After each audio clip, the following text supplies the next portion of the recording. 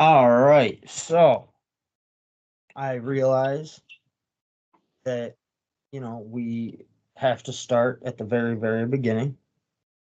You know, I know that you're headed in a healthy direction, and that's great. And that's a good place to be at when you begin these sessions because that means you're ready for action, right? And you're already accumulating knowledge, you're already showing initiative. That's fantastic. I'm here to help provide knowledge and a little guidance and somebody to reference throughout this journey when you need some knowledge that you don't yet have. That's all I'm here for, man. And I can help you make plans and figure out proper steps and all that. And so, on that note, the very first steps when you're as new to a healthy lifestyle as you find yourself at, and I found myself at when I began as well, just so we're clear, right? No judgments here. You know where I'm from, we're all friends. Is sleep and just general meal planning. This isn't, getting the macros right. This isn't being concerned about exactly what is in each meal. We'll get there eventually. But this is more trying to get to a healthy foundation so that we can build on top of it without it all falling down. Yeah, definitely, definitely.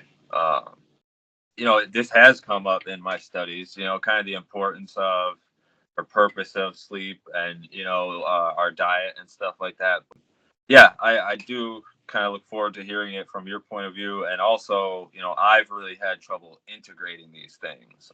As you know, the planning and kind of that like routine integration part is difficult for me. I've struggled with it a lot. So, yeah, I'm definitely looking forward to it. So, Well, my first question is, do you have any questions from the jump about just basic meal planning and or sleep before I just dive in randomly to any place?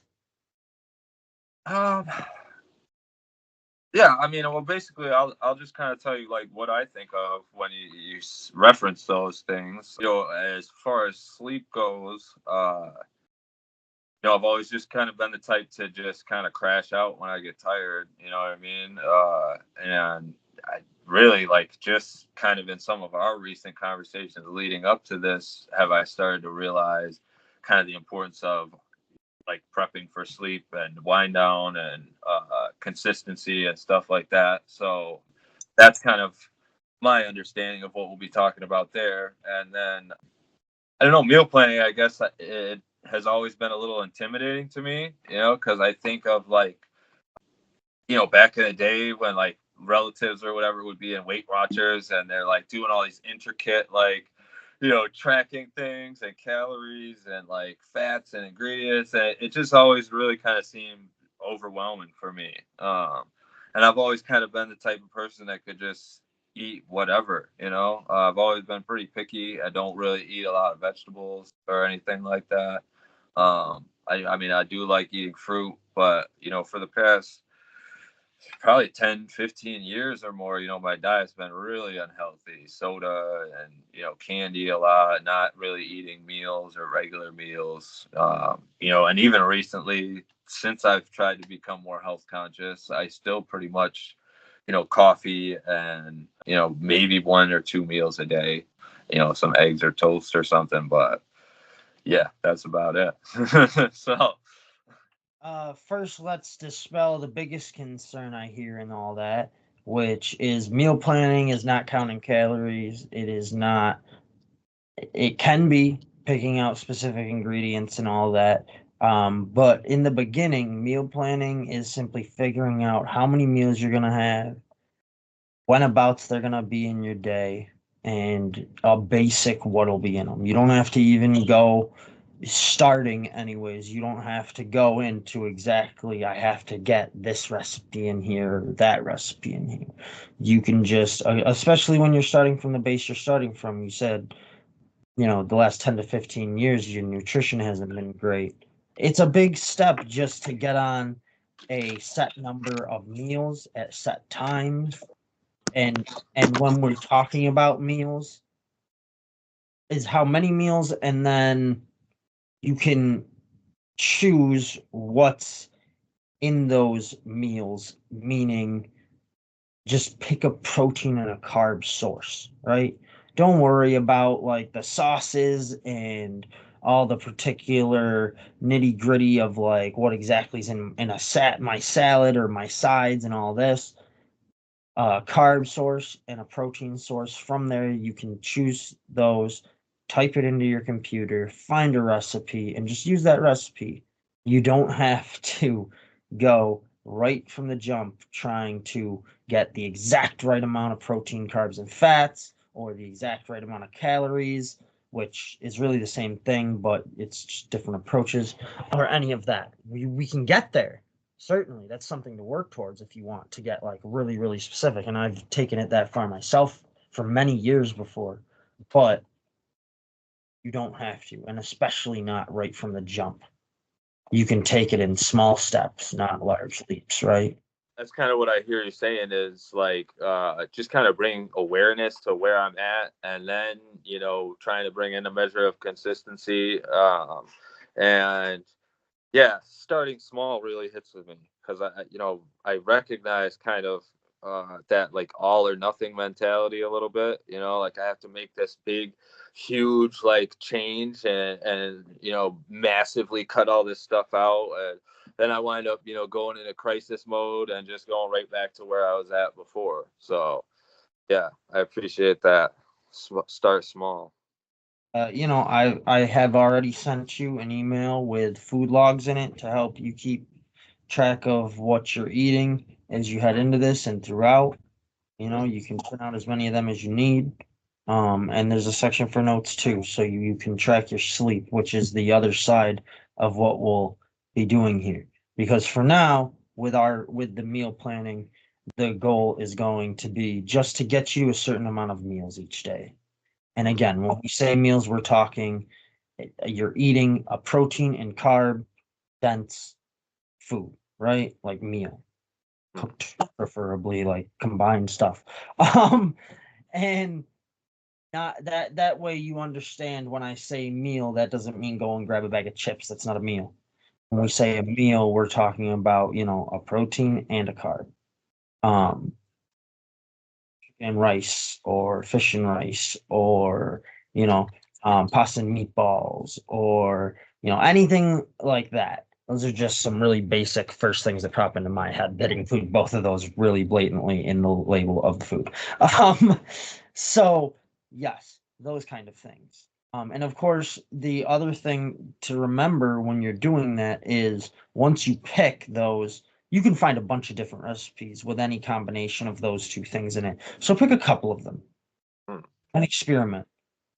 This is how I learned to cook. Honestly, I did this. I picked a protein and a carb. And to this day, I do in one meal it's chicken, in another meal it's beef, and I've just experimented with the various ways to make it. And then you can record it and write it down. That way you can look back on it. You can also, for two reasons, in the long term, you can look back on it and see the progress you've made. In the short term, it can help you get a better understanding of what you're actually eating, whether that be, oh, I'm not eating as much as I thought, or it be, wow, I'm eating way more than I thought. It still can help you get a more realistic understanding. And in those notes, I recommend you also, of course, jot down your sleep habits. These are kind of the two biggest things at the start, I'd say, in my opinion, for beginning a and setting a stable foundation for beginning a healthy lifestyle is get your sleep set and just start dialing in how many meals you eat at what times. Okay. Once those get a little more consistent, you can move on to some more advanced stuff. But again, you don't have to even move to that far step you're already thinking of yet. There are other steps in between there, so don't get too concerned. Yeah, that's something I struggle with. You know what I mean? I get that feeling like I have to be doing more and more and more. And so yeah, I'm gonna work really hard to just kind of record and analyze and not really make any big changes for the next little bit while we work on this stuff for sure. Absolutely, man. And talk with me if you're struggling with that because one, I understand that, I deal with the same issue. I deal more with the problem of I always feel like I got to do another thing, rather than, I don't feel like doing anything. That's not really much of a problem for me. So if you're struggling with that, reach out. We'll talk about it. We'll figure it out, because it's can be good to have somebody to reach out to who can point out that no, you're doing good, you're doing right now. Stick with what you're doing. Or hey, it does sound like it's time to take that next step. No doubt. So Okay. And I yeah, I'd appreciate if you'd kind of, to steal the phrase, explain it to me like I'm five. Just why these two things are so important and foundational. they provide a lot of benefits that can be built upon. So, like, stabilizing your sleep can really help in stabilizing your mental and emotional states, which makes it easier to then handle all the future changes you will be making. On top of that, it helps with energy levels, which is something that meal planning can also help with as you become more consistent with when you eat and how frequently you eat. Your body will adapt to that and start to utilize the energy for that, because it knows now, okay, we're going to get more energy is coming our way at this time. So we know we need to make this energy last until then. And it starts to adapt to that. One thing you might hear a lot from me, because this is a firm belief on my part, is if you break a human being down, just as a mechanism, we are adaptation machines. So we adapt to whatever you give us. If you give us consistency in something, our body will adapt to that consistency. So if you're doing healthy things consistently, your body will be consistently adapting to healthier and healthier, and therefore being better and better able to do whatever it is you are hopefully teaching it to do that is in line with what you actually need it to do. Mhm. Absolutely. Yeah. And I appreciate you putting it in that context. That repetition and ritual is kind of everything here.